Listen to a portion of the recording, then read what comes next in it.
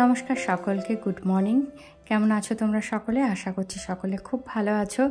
আজকে ঘুম থেকে উঠেই দেখি প্রচুর পরিমাণে বৃষ্টি পড়ছে, তো সেইটাই একটু ক্যাপচার করলাম। এখন এরকম এই 5:45 মতো বাজে, তো আমি সবে মাত্র ঘুম থেকে উঠেছি। উঠেই বৃষ্টিটা দেখে বেশ ভালো লাগছিল। আবার মনে হচ্ছিলো মেয়েকে কীভাবে আজকে স্কুলে যাবে।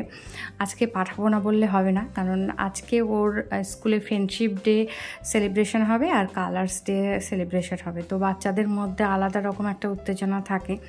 আজকে তো ওকে পাঠাতেই হবে, নাহলে কান্নাকাটি। কেননা জামা কেনা হয়েছে, তার জন্য মানে স্পেসিফিক একটা কালারেই জামা কাপড় পরে যেতে হয়, তো তার জন্য আলাদা একটা জামা কিনেছি, ফ্রেন্ডশিপ ব্যান্ড কিনেছি। তো ভীষণ এক্সাইটেড বেশ কয়েকদিন ধরে, তো আজকে পাঠাতেই হবে।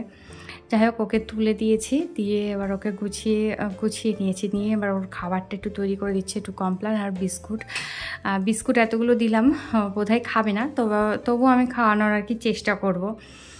আর দেখো বেশ সাজুগুজু করেছে, নিচে একটা প্যান্ট স্টাইল স্কার্ট, হ্যাঁ, আর উপরে অনেক খুঁজে পেতে এই অরেঞ্জ কালারের এই টি শার্টটা কিনে নিয়ে এসেছি। এটা খুঁজতে গিয়ে আমার হাজব্যান্ডের একদম কালঘাম ছুটে গেছে, কিছুতেই অরেঞ্জ কালারের কিছু পাচ্ছি না। যে কালারগুলো দরকার নেই সেইগুলোই পাচ্ছিলাম। তো যাই হোক, আর ও যখন বেরোবে ঠিক সেই সময়টা বৃষ্টিটা একটু ধরে গিয়েছিলো, তো ওকে স্কুলে দিয়ে এসছে, আমার ছেলেই দিয়ে এসছে ওকে স্কুলে। তারপর আমি একটু গুছিয়ে কিছু টুকটাক কাজ ছিল, যেমন বিছানা চাদর তোলা বা বিছানা তোলা সমস্ত ফিটফাট করে এসে রান্নাঘরে চলে এসছে। আজকে আর ওগুলো তোমাদের দেখায়নি। আর এই মুহূর্তে বাজার কিচ্ছু নেই, আর যা বৃষ্টি পড়ছে বাজারে বোধহয় 1 হাঁটু জল, তো বাজারে আর যাবে না। তো যা আছে তাই দিয়ে ম্যানেজ করতে হবে। আসলে কি বলো তো, যখন যেমন তখন তেমনভাবেই একটু চালাতে হবে। তবে বাড়িতে যা আছে একটু বুদ্ধি খরচ করলে ভালো কিছু রান্না করা যেতেই পারে, দেখা যাক কি করা যায়। তো আপাতত ডিমটা সেদ্ধ করতে বসিয়েছি, আর আলুটা সেদ্ধ করতে বসিয়ে আমি একটু স্নান করে আসলাম। আর সমস্ত ঘর আজকে ঝাড় দিয়েছি, মানে সিঁড়ি সব ঝাড় দিয়েছি, তোমাদের সেগুলো দেখায়নি। আর আমার না এত গরম লাগছিল, আর আমি সবাইকে শুধু বলে বেড়াচ্ছি যে আমারই শুধু গরম লাগছে না তোমাদের গরম লাগছে। তো সবাই বলছে না আজকে বেশ গরম। তো আমার না ঘাড়টা ব্যথাও করছিল, তারপরে বেশ গরমও লাগছে। 2-3 দিন ধরে ঘাড় ব্যথা করছে, যে প্রেশারটা কি বেড়ে গেল না কমে গেল, না এমনি ঘাড় ব্যথা করছে আমার স্পন্ডেলাইসিস, তাই বুঝতে পারছি না। তো যাই হোক, স্নান টান করে আসলাম ভালো করে। সকালবেলা জামা কাপড় ছেড়েছি, কিন্তু স্নান করিনি। বৃষ্টি দেখে ভাবলাম যে এই ঠান্ডার মধ্যে স্নান করবো না, এমনি জামা কাপড় ছাড়ি। তো যাই হোক, সেটা আর হলো না। ঘরটার ঝাড় দিয়ে ভীষণ কষ্ট হয়ে গেছে। তো এসে দেখলাম আমার ডিম সব সেদ্ধ করা হয়ে গেছে। এবার চটপট রান্না করতে বসিয়ে দেবো, কারণ আমার হাজব্যান্ডের স্কুল আছে, ও বেরোবে। ছেলে তো বেরোবে না, ছেলের পড়া আছে বেলার দিকে, ও বেলার দিকে বেরোবে, এখন আর বেরোবে না। তো দেখো, নুন হলুদ মাখিয়ে নিয়ে এবার এটাকে আমি ভেজে নেবো ভালো করে। আর ডিমটা না ইদানিং দেখছি ডিম ছাড়াতে গেলে ডিম ভেঙে যাচ্ছে। হ্যাঁ, সাধারণত কিন্তু আমার ভাঙে না ডিম। কি বলো তো, নতুন ডিম হলে মানে যে মুরগির আর কি, নতুন যে মুরগির ডিম পারে সেই ডিমগুলো না ছাড়াতে খুব অসুবিধা হয়। এটা আমি শুনেছি, এটা ঠিক কি ভুল আমি জানি না, তোমরা যদি জানো আমাকে অবশ্যই জানিও। যাই হোক, ওটা কুসুমটা তো পুরো ছাড়িয়ে গেছে, তো আমি শুধু সাদা অংশটাই দিয়ে একটুখানি ভালো করে ভাজা করে নিচ্ছি। আর ডিমটা না একটু বেশি ভাজা করে নিলে খেতে ডিম আলুর তরকারির ঝোলটা বেশ টেস্টি লাগে। আর আলু নুনটা দিয়ে সেদ্ধ করে রেখেছিলাম, আলু একটুখানি ভাজতে দিয়ে দেবো। আর এপাশে আর একটা জিনিস করেছি, দাঁড়াও তোমাদের দেখাই। আজকে বললাম না একটু বুদ্ধি খরচ করলে ভালো কিছু রান্না করা সম্ভব। তো এই দেখো, অনেকটা সয়াবিন করেছি, সেদ্ধ করে নিয়েছি, হালকা একটু নুন দিয়ে সেদ্ধ করেছি। এইবার এটাকে জলটা ঝরিয়ে আর একটু ভালো করে ধুয়ে নেবো, যাতে গরমটা কেটে যায়, কারণ আমি এটাকে চিপে জলটা বার করব। এই যে রান্নাটা আমি করছি, এটা আগে খুব করতাম, মাঝে একদমই করা ছেড়ে দিয়েছি। তো আজকে মনে হলো কি তেমন কিছুই নেই, তো এইটাই রান্না করি। তো সেই জন্যই আর কি এটা মাথা থেকে বার করলাম। আর এটা করলে আর একটা সুবিধা হবে, হাজবেন্ডের জন্য আলাদা করে আমার আর রুটি তরকারি করতে হবে না, এটাতেই হয়ে যাবে। আর এখানে দেখো আলুটা ভালো করে ভাজছি। আর আলুটা ভালো করে ভাজা না হলে না আমার মনে হয় যে তরকারির টেস্ট আসে না, যেহেতু আমরা একটু বেশি ঝোল খাই, একটু মাখা ব্যাপারটা আমাদের বাড়িতে চলে না। যদি বেশি মাখা করতে যায় তো আমার আর তরকারি কুলাবে না, কারণ ভাতের থেকে তরকারি সবাই বেশি খায়। সবাইকে কি বলবো, আমি নিজেও বেশি খাই, কারণ আমি শুকনো শুকনো খেতে পারি না। যে সয়াবিনটা আমি জল চেপে রেখেছিলাম সেটা আমি মিক্সিতে একটুখানি পেস্ট করে নিয়েছি। নিয়ে এর মধ্যে কাঁচা পেঁয়াজ আর কাঁচা রসুন কুচিয়ে দিয়েছি, গরম মশলার গুঁড়ো দিলাম, হলুদ দিলাম, নুন দিলাম, আর দিচ্ছি একটা ডিম ফাটিয়ে সেই কাঁচা ডিমটা দিয়ে দেবো। আর এর মধ্যে দিচ্ছি 2 চামচ মতো সয়া সস পরে আমার একটু লেগেছে, পরে আমি কিন্তু আরেকটু দিয়েছি। আর এখানে হচ্ছে 1.5 থেকে 2 চামচ মতো টমেটো সস, আর দিচ্ছি এখানে আটা। তো আটার বদলে তোমরা ময়দা, অ্যারারুট, কর্নফ্লাওয়ার যা খুশি ব্যবহার করতে পারো। আমি একটুখানি মানে হেলদি ব্যাপারটা বেশি পছন্দ করি, ময়দা তো আমার বাড়িতে আসেই না, আর তোমার কর্নফ্লাওয়ার এই মুহূর্তে আমার নেই, তো সেই জন্য আমি আটা দিয়েছি। আটাতে কিন্তু কোনো রকম টেস্টের চেঞ্জ আমি কিন্তু পাইনি। তো তোমরা এইভাবে হেলদি ওয়েতে করে দেখতে পারো। এরপর সমস্ত সব কিছু আমি ভালো করে একটুখানি মেখে নিয়ে দেখো গোল গোল করে নিচ্ছি, তোমাদের পছন্দ মতো আকারে তোমরা দিয়ে নিতে পারো। নিয়ে আমি এখানে সর্ষের তেলে ভাজছি, তোমরা সাদা তেলে ভাজতে পারো।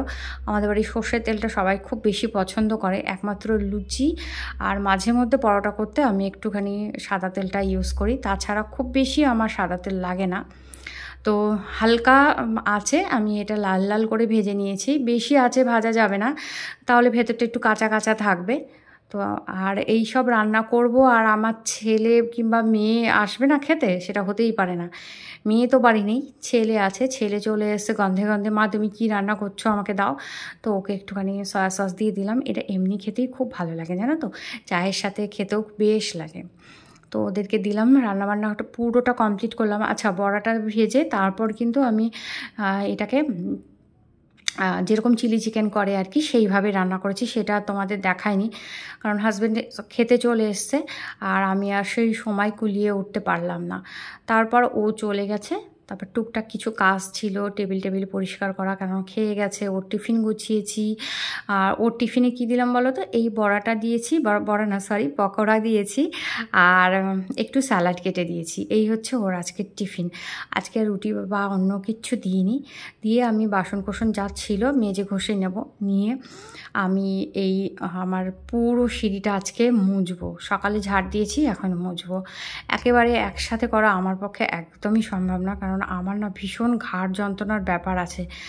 তো উপরের সিঁড়িটা আমি ঘরটা মোছার পরে সেই নোংরা যে জলটা ছিল সেটা দিয়ে একবার মুছেছি, তারপর আমি আবার ফ্রেশ জল নিয়ে এসে আবার এই পুরো সিঁড়িটা আর কি মুছে নেব, কারণ উপরের সিঁড়িটা বেশ নোংরা বেশি হয়েছিল, সেই জন্য ওটাকে আমি আবার 2 বার মুছলাম, একবার এমনি জল দিয়ে, একবার ফ্রেশ জল দিয়ে।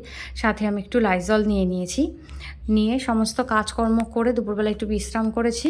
তারপর দেখো মেয়েকে নিয়ে এখন আঁকাতে যাচ্ছি। ওর সাধারণত এই দিনটা আঁকা থাকে না, কিন্তু যে স্যার আর কি আঁকায়, সে স্যার সামনের মাসে কয়েকদিন থাকবে না, তো সেই জন্য এরকম অন্য একটা দিনে দিয়ে দিচ্ছে, যাতে ওই দিনগুলো কামাই হয়ে গেলে এই দিনের সাথে পূরণ হয়ে যায়। তো কাঁদতে যাচ্ছে, এখন যাবে না কিছুতেই, ঘুম থেকে সবেমাত্র উঠেছে। তো ওকে আমি দিয়ে আসলাম। ওই যে সামনে যে পিঙ্ক কালারের যে বাড়িটা দেখতে পাচ্ছ, একদম আমার সামনেটা দেখো, ওই বাড়িটাতে দিয়ে আসলাম। বাড়ির সামনে আমি রান্নাঘর থেকে বা ছাদ থেকে আমার দুটো তিনটে ঘর থেকেই দেখা যায় ও কি করছে না করছে, ওই জন্যই আর কি দেওয়া। এতে বেশ 2-1 ঘন্টা বাইরে থাকলে আমারও একটু সুবিধে। তো ওকে দিয়ে এসে আমি ভাবছি যে গাছটা 2-3 দিন হলো নিয়ে এসেছি, 2-3 দিন না, যাও 4-5 দিন হবে। সাথে একটা টবও নিয়ে এসি, নিয়ে এই গাছটা রিপোর্ট করে নিই। দেখো এখানে কোকোপিট নিয়েছি, মাটি নিয়েছি, ভার্মি কম্পোস্ট নিয়েছি, আর একটুখানি ফাঙ্গিসাইড নিয়েছি। নিয়ে যে টবের যে ফুটোটা থাকে সেটা একটা খোলা দিয়ে, খোলামকুচি যেটাকে বলে, সেটা দিয়ে বন্ধ করে তারপর পাশ দিয়ে তোমার এই মাটিটা দিয়ে দেবো। এই মাটিটা না গাছটা খুব ভালো থাকে।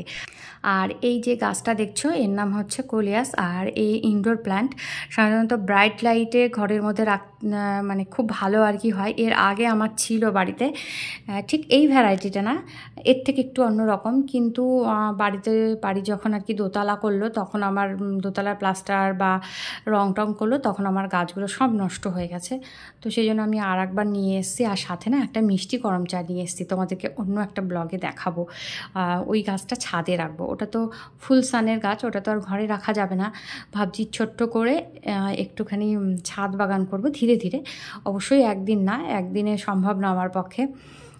তো এইটাকে এখন রিপোর্ট করলাম কয়েকদিন ছায়া রেখে, তারপর বাড়িতে মানে ঘরের মধ্যে কোথায় রাখলাম সেটা তোমাদের একটু দেখাবো। তো এইভাবে দেখো একটু জল দিচ্ছে, আর জল দেওয়ার মতো কিচ্ছু নিয়ে আসিনি, তো এর মাটির একটা সরা ছিল, তো সেইটাতে ভালো করে জল দিয়ে দিয়েছি। আর টবে যখনই গাছ লাগাবে না কেন দেখবে যে টবের জল দেওয়ার সাথে সাথে যেন জলটা বেরিয়ে যায়, দেখছো তো আমার টবে জল দিচ্ছি আর সাথে সাথে বেরিয়ে গেছে। আর ওই যে কাকিমার বাড়িতে আর কি গিয়েছিলাম, মানে আমার মেয়ে যেখানে আঁকতে যায়, তো সেই কাকিমা আমাকে যে গাছগুলো আগের দিন দেখিয়েছিলাম ওইগুলো দিয়েছে, সাথে এই দুটো ক্যাকটাসও দিয়েছিল। তো ক্যাকটাস দুটো আমার আর রিপোর্ট করা মানে পটে লাগানো হয়নি, কারণ ওর জন্য লাগবে বালি। তো আমার কাছে তো লাল বালি নেই, তো আমার বাড়ির আশেপাশে সমস্তটাই বালি, কোনো রকম মাটি নেই। তো নিচ থেকে সকালবেলা তুলে রেখেছিলাম মাটি, তো সেখান থেকে সেই মাটি নিয়েই এখন গাছগুলো বসিয়ে দিচ্ছি, দেখা যাক কীরকম হয়। কখনো ক্যাকটাস বসায়নি, এতে তো একদমই জল লাগে না, তো সেই জন্যই শুধুমাত্র বালিতে লাগানো হয়। তো দেখা যাক কীরকম হয়, যদি বংশ বিস্তার করে তো তোমাদেরকে দেখাবো। আর এটার কিভাবে কেয়ার নিতে হয় নিশ্চয়ই কিছুদিন পরে অভিজ্ঞতা এসে যাবে আর কি, তখন তোমাদের সাথে শেয়ার করব। তো চলো বন্ধুরা, আর তো ভিডিওটা বাড়াবো না, এখানেই শেষ করব। আশা করছি আজকের ব্লগটা অন্যান্য দিনের মতো তোমাদের ভালো লেগেছে। ভালো লাগলে প্লিজ প্লিজ একটা লাইক করে দিও, কমেন্ট করে দিও আর শেয়ার করে দিও। তো আজকের মতো বিদায় নিচ্ছি, আবার দেখা হবে নতুন একটা ব্লগে। ততক্ষণের জন্য সবাই খুব ভালো থেকো, সুস্থ থেকো, টাটা, বাই বাই।